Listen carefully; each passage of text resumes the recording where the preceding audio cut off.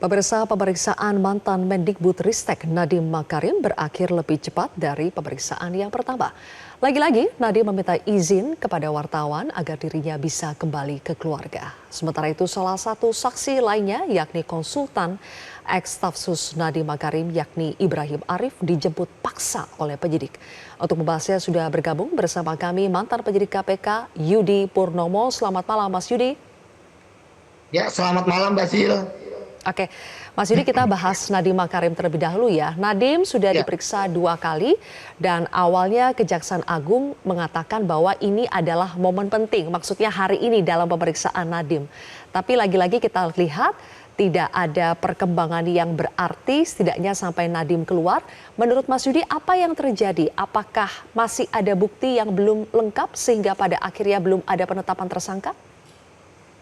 ya, ketika Mas Nadiem tadi pulang, saya juga terkejut ya, apalagi tadi saya juga mendengarkan semacam rilis ya dari Kejaksaan Agung, entah itu doorstop atau apapun itu ya, terkait dengan hari ini ada yang urgent gitu ya. Nah, ada yang penting. Nah, saya pikir yang penting itu adalah penetapan tersangka gitu ya. Dari misalnya Pak Nadiem, tapi kan kemudian Pak Nadiem itu pulang gitu ya. Artinya statusnya masih sebagai saksi. Nah, itu yang pertama. Kemudian yang kedua, saya melihat bahwa kasus ini pun juga sudah mulai melebar ya, ke arah misalnya adanya yang disebut dengan nexus ataupun hubungan ya. Selama ini kan kita masih bermain di area Kemendikbud ya, kemudian vendor ya, artinya para penyuplai eh, laptop dari Chromebook. Namun kemudian kejaksaan mulai memperluas proses penyidikannya dengan saya melihatnya ke jantung pertahanannya Pak Nadiem, yaitu dengan menggeledah kantor Goto gitu ya, Gojek gitu ya, yang kita kenal sebagai Gojek, yang menurut saya ini kan yang menarik ya. Tentu akhirnya kan terbongkar bagaimana hubungannya. Selama ini kan tentu kan nggak ada hubungannya antara Gojek dengan pengadaan laptop, tapi kemudian sekarang sudah mulai terurai. Apalagi disampaikan bahwa ada dugaan terkait dengan di tahun 2019 kalau tidak salah kan ada hubungan pembelian saham gitulah antara Gojek dengan Google gitu ya. Google menyuntikkan dana. Nah, ini sangat menarik. Apakah ini ada hubungannya? Kemudian akhirnya menjadi mempermudah ya adanya penunjukan terhadap Google Chrome sebagai laptop yang digunakan oleh Kemenduk untuk bahan ajar. Jadi saya pikir ini sebenarnya kan sudah semakin mengkerucut. Namun ketika Pak Nadiem pulang ya, saya pikir tadi seperti yang Mbak Zil tanyakan ya, bukti untuk penetapan tersangka saya pikir masih belum ada gitu ya. Seperti itu. Oke, baik. Sudah bergabung juga bersama kita di sini ada Ketua Komisi Kejaksaan, Bapak Pujiono Suwandi. Pak Puji, selamat malam. Selamat malam, Mbak Zilu ya, Mas. Baik. Jadi, Pak selamat Puji, malam. Ya, dari Pak. pemeriksaan Kejaksaan Agung Hmm, kepada mantan Menteri Nadiem Makarim, kemudian juga ada penjemputan paksa yang dilakukan kepada saksi Ibrahim Arif. Itu adalah 2 momen penting yang terjadi hari ini. Tapi sampai ya, malam ini kita lihat belum ada penetapan tersangka dalam kasus pengadaan laptop Chromebook. Dari Komisi Kejaksaan melihat apa yang terjadi, Pak? Apakah momen penting yang tadinya dijanjikan oleh Kejaksaan Agung itu belum mencapai puncaknya, artinya belum ada bukti yang lengkap, atau bagaimana, Pak?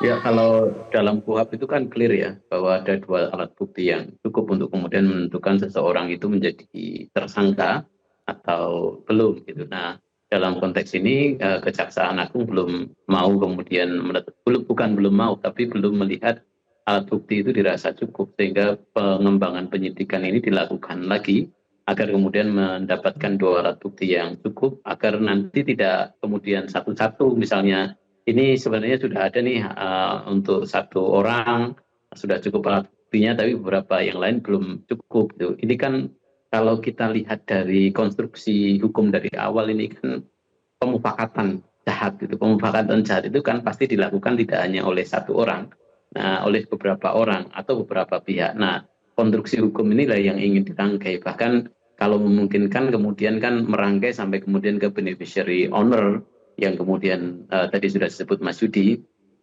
bagaimana relasi dengan Kuto yang kemudian juga diungkap gitu. Nah, kita berharap juga tidak dalam waktu lama lagi alat bukti ini kemudian cukup. Jangan sampai kemudian kita buru-buru menetapkan Kejaksaan Agung ya, itu buru-buru menetapkan seseorang atau beberapa pihak itu jadi tersangka, tapi bukti formalnya justru kemudian lemah sehingga mudah untuk kemudian dipatahkan di pra-peradilan. Oke. Dan yang menarik juga terjadi hari ini Pak Puji, ada peristiwa penjemputan paksa terhadap Ibrahim Arif. Kita harus cek terlebih dahulu ya, apakah sebetulnya ada pemanggilan kemudian tidak dipenuhi atau bagaimana. Tapi tadi dari penasehat hukumnya Ibrahim Arif sudah mengatakan bahwa selama ini Ibrahim Arif bersikap kooperatif. Tapi kenapa dijemput paksa? Apa faktor yang bisa mempengaruhi adanya penjemputan paksa tersebut, Pak Puji? Ya, itu bagian dari strategi penyidikan ya. Ada tingkat urgensi yang kemudian harus dilakukan secara paksa. Ada ya bukan ketakutan ya, tapi ada strategi peristiwa juristan, jangan sampai kemudian terulang kembali bahwa orang dipanggil itu kan punya hak untuk kemudian tidak datang terlebih dahulu. Tetapi kalau kemudian kemudian penyidik melihat ada faktor urgensi untuk kemudian dilakukan, maka kemudian bisa dilakukan upaya penjemputan paksa ini bagian dari strategi penyidikan, dan itu sudah kita konfirmasi apakah hal ini tidak kemudian melanggar hak saksi kemudian, dan itu sudah disampaikan bahwa ini sudah dikomunikasikan dan ini bagian dari hal yang kemudian harus dilakukan oleh penyidik agar tidak sampai kemudian kecolongan kembali. Oke. Bagian dari strategi penyidikan, apakah itu yang lazim terjadi, Mas Yudi? Apakah memang ada perbedaan nih biasanya di penyelidikan atau penyidikan di Kejaksaan Agung dengan KPK? Dulu Mas Yudi berada di KPK, apakah ada perbedaan soal strategi upaya penjemputan paksa? Ya sebenarnya kan tidak ada perbedaan ya, semua tetap berdasarkan KUHP. Ya terkait dengan perintah membawa ya, sebenarnya bahasa hukumnya kan perintah membawa karena yang bersangkutan masih saksi ya.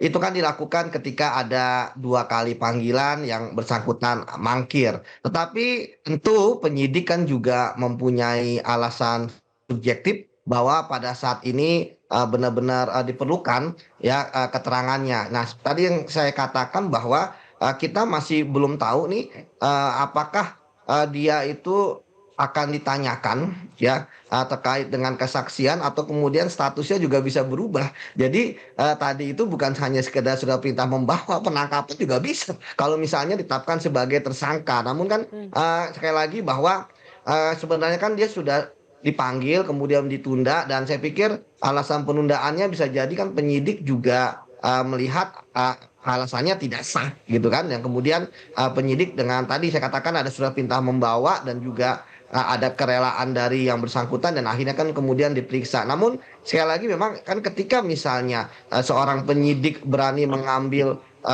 resiko untuk membawa, ya tentu kan harusnya ada sesuatu hal yang sangat penting. Tadi saya katakan pertama terkait dengan perlunya ada alat bukti keterangan saksi yang baru berdasarkan apa yang sudah dilakukan oleh penyidik itu. Kemudian yang kedua ya apakah akan ada penetapan tersangka dalam kasus ini seperti itu. Tadi kan Pak Nadiem sudah pulang. Nah, kita tunggu saja apakah Mas Ibrahim, yang kita tahu bahwa yang bersangkutan kan posisinya bukan seperti 2 staf sus yang lain ya, yang benar-benar sebagai staf sus, tapi bukan hanya sebagai staf sus, yang bersangkutan juga sebagai ahli IT ya, yang istilahnya menjadi konsultan gitu ya. Ini kan sangat menarik. Memang ini sangat menarik kasus ini. Banyak hal yang saya katakan, dia juga sebagai konsultan tapi juga staf sus gitu kan. Jadi ya apa namanya, tentu banyak pertanyaan-pertanyaan yang harus dijawab seperti itu, Mbak Jill. Oke, sebetulnya kan ada satu lagi saksi ya yang sudah berulang kali dipanggil oleh penyidik Kejaksaan Agung tapi mangkir, yaitu adalah ex staf sus dari Nadiem Makarim juga, Yuristan. Pak Puji, Anda melihat apakah seharusnya Yuristan ini juga terus dipanggil oleh Kejaksaan Agung, bahkan mungkin upaya penjemputan paksa juga bisa dilakukan kepada saksi yang belum muncul ini?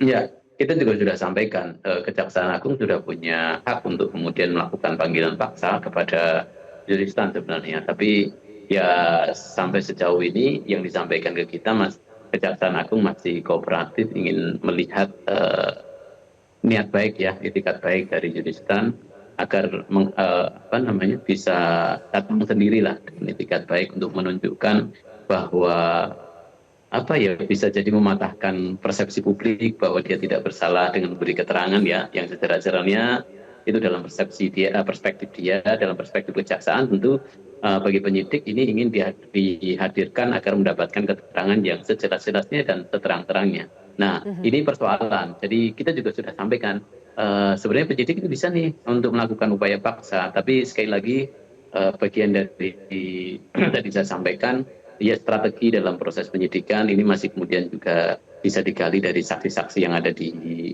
dalam negeri, tapi sekali lagi juga tidak ingin kecolongan lagi karena kan upaya untuk menghadirkan ke Indonesia itu kan juga butuh effort ya, butuh effort baik secara administratif dan tentu dengan prosedur-prosedur yang lain yang itu effortnya juga tidak gampang. Di samping itu juga kemudian ada strategi-strategi yang mana kemudian urgen untuk dihadirkan dan mana strategi yang kemudian bisa ditarik ulur lah untuk menghadirkan itu.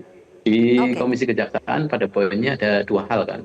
Yang satu adalah keinginan bahwa dari masyarakat, sebagian besar dari masyarakat ingin segera dalam kasus ini segera ditetapkan sebagai tersangka. Maka kita tunggu malam hari ini. Kalau tadi sih kita tanya apa hasil dari Pak Nadiem dipanggil nih. Masih hal-hal yang sifatnya standar, informasi-informasi yang sifatnya standar, peran, relasi dan segala macam itu. Jadi kita berharap lah semoga.